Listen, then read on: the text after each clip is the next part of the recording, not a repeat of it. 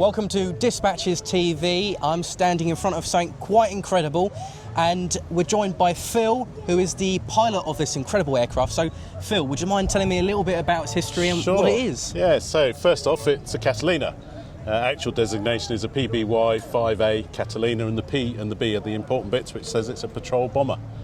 This aeroplane's actually 82 years old, built in 1943, genuine World War II veteran, served with the Royal Canadian Air Force at the back end of the war on the Pacific coast, doing what it was designed to do, maritime patrol, looking for submarines, and then if it found them, it would drop little bombs and try and sink them as well.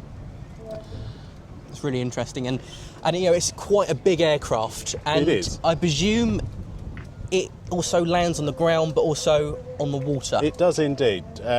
Opportunities to land on water are not so plentiful these days, but actually May this year, some 3 or 4 months ago, we were near Bordeaux in a place called Biscarrosse, southwest France, which is the home of French hydro aviation, and in fact we were landing on the water, training some of the pilots to, because there's a slightly different technique landing on the water than on the land, so we were training some of our pilots down there at that time. That's really interesting, and you know, with this aircraft having its history, for you it must be quite incredible to have the opportunity to fly it. It is. There's not that many of these airplanes left flying in the world. The 3,305 were built in the 30s and the 40s.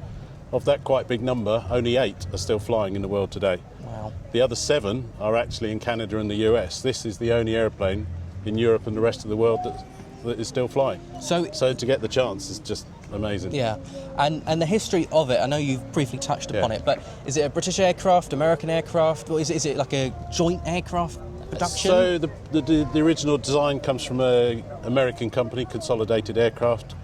Was to meet a specification from the US Navy for something to be a patrol bomber. That was an early 30s design spec. To be honest, by the time the war broke out, it was almost obsolete, but then maritime patrol was needed, particularly across the Atlantic as well, guarding the convoys and things like that.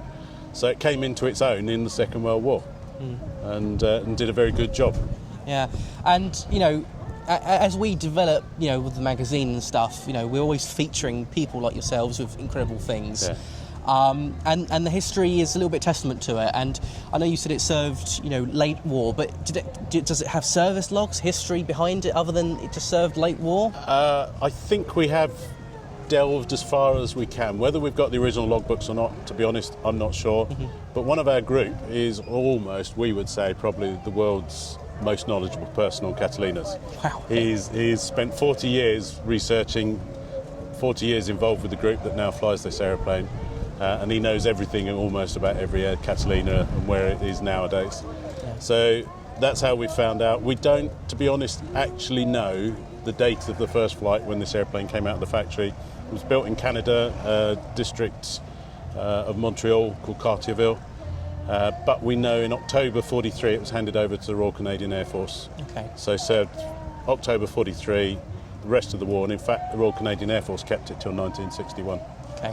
And do you know how it ended up over here? Was it a rescue project or? No, so from 61 when it was, I don't like this expression, but it's a military thing, when it was struck off the military register in 61, stayed in Canada in civil use, primarily doing a little bit of freight work and some firefighting. A couple of summer seasons it actually came to the south of France to do the firefighting. Mid-90s, a company acquired it to do what they were hoping would be VIP safari tours. Some modifications were done to the airplane to embody that. As soon as the modifications were done, the company went bust, so it never happened. The airplane went into storage, and in 2002, Plain Sailing Air Displays became aware of it, needed another Catalina after a previous one, and agreed to buy it. About 18 months' work was required to prepare it to fly it to the UK. Oh, wow. And arrived at Duxford in 2004, and so for 21 years now we've been using it, coming to air shows like this, either on static display so that the public can come inside, have a look through a piece of history, or as we were earlier, taking part in the flying display as well. I must admit, I've seen it at a few shows now. The first time was 2 years ago at this event, Lee Victory Festival, and most recently, apart from obviously this weekend, was at the Victory Show in Cosby. Yeah. And especially when you're on a small runway and a small grass strip, it dominates the runway, especially dominates the sky, and you know what it is as soon as you hear that incredible engine roar up. Yeah. But would it be okay to have a look inside and you know, show the guys how you know your control columns and stuff? Yeah, we can't actually get in the flight deck. It's quite a tight area up there. Too many things to bash your head on, trip over. For a big bloke like me, it's quite tricky to get in and out. But yeah, we can have a look through the cabin as well. Perfect. We'll see you inside.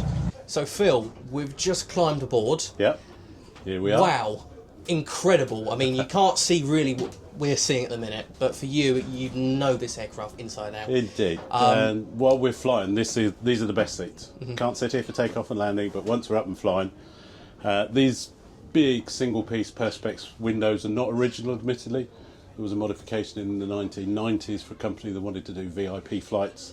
So the original wartime arrangement would have been more of a framework with individual windows which would all rise up, because here would be 250 cal machine guns. Wow. For self-defence, not so much for attack. But with these windows, you can just sit all the way back, you can look straight down, straight up, you're even outside the fuselage, you can look straight forward.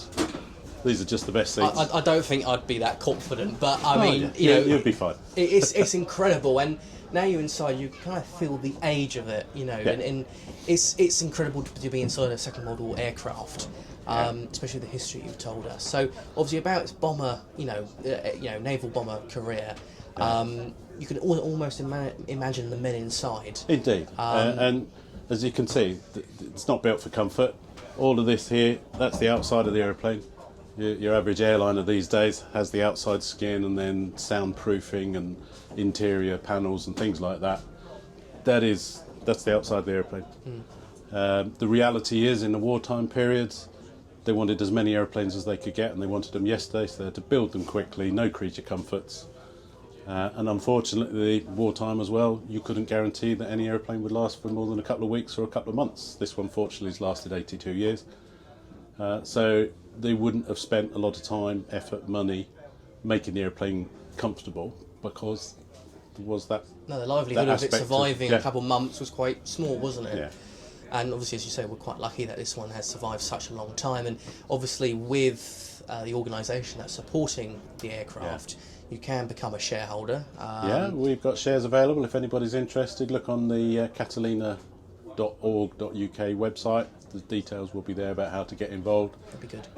We all the people that you see with me today, everybody's volunteers. Nobody gets paid for any of this. We just like to be on this old piece of history, bringing it out to show the public, and so there's opportunities for that sort of thing as well. And again, Catalina.org.uk will give you the details. Is there any other way to support the aircraft and the organisation, people that look after this incredible piece of history? Well, again, same website. We have the Catalina Society, which, if you like, is a supporters club.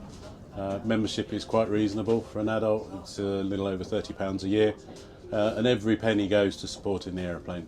There's no nobody taking out profits. There's no dividends to shareholders or anything like that. And in fact, the shareholders have to pay in every now and again when we have a big maintenance bill or something like that. But certainly have a look at the Catalina Society, and we'll give you all the details. Perfect. Shall we have a look down further down? Yeah, indeed. Perfect. If just before we move, they can stay just for a moment. So this general area, we'll talk about the compartments through before we go. This would have been guns. Next compartment would have been a crew rest area, because these airplanes would have flown for a long time. Okay. That's the whole idea of maritime patrol. You don't want to take up, have a little look and come back again. So as this airplane sits now with standard fuel tanks, if we filled them up, we could fly for 20 hours. Blimey. Catalinas have been flying in the war for up to 31 hours. So that would have just been one crew, but there'd be a little rest area here and a kitchenette where they could at least make some food or a cup of coffee. In the centre section as well, it's difficult to see, but there would have been a flight engineer who actually sits up in the pylon. That's the bit between the wing and the fuselage. That was his station. He would sit up there for all those hours. Going even further forward, there would be a radio operator and a navigator. And talking of wartime period, radios were this big, not the size of a mobile phone that they are today. So that's a fairly large compartment, but the equipment in there would have been big. And for the navigator, no GPS or anything like that. Old-fashioned thing, big table, paper charts, plotting and all that sort of stuff. So 2 people in that compartment. We'll get in there in just a moment, and from there we'll be able to see the cockpit as well. Perfect. Sometimes they would have flown with only 1 pilot and like an assistant. Sometimes if they're luxury of extra crews, they would have had 2 pilots. In total, probably a crew of about 7 would have flown this airplane for all of those 15, 20 hours or whatever. Brilliant. Right, we'll have a pop in there in just a Yeah, second. we'll make our way up there. So, not really much to say about here, so this would be the rest area. But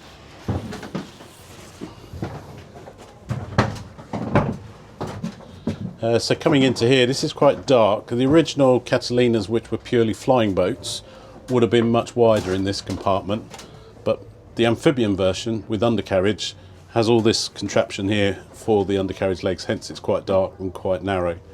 But this is the interesting place where the flight engineer would have sat on his own for many hours.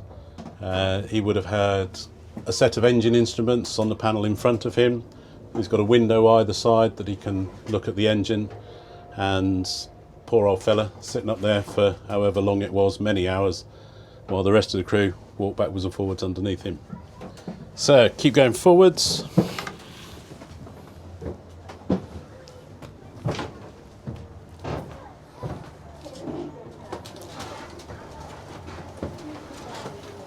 So this is the area where the radio operator and the navigator would have worked.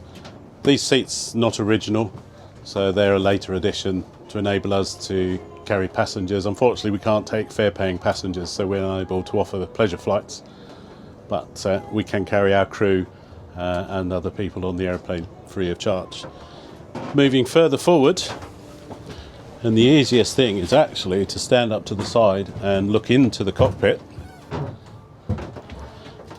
And there we have pretty original instrumentation. There's a couple of modern things added in for make life easier for us now, for example, GPS navigation equipment. But pretty much this is as it would have been in the war. Fairly basic controls, no powered controls. There would have been a very basic autopilot to assist them flying the airplane for all those many hours out on maritime patrol. That's no longer fitted, so it's always manual flying when we bring it to air shows. Well, what an interesting, fantastic aircraft that we've seen within. So thank you, Phill, for that. As I said, he's explained everything about the aircraft. You can go to the Catalina organisation website and find out a little bit more. Support their work, please do. It's an incredible project they have here. So thanks for watching Dispatches TV. Join next time for maybe we're looking at another aircraft or we're talking to reenactors across the UK. So catch you then.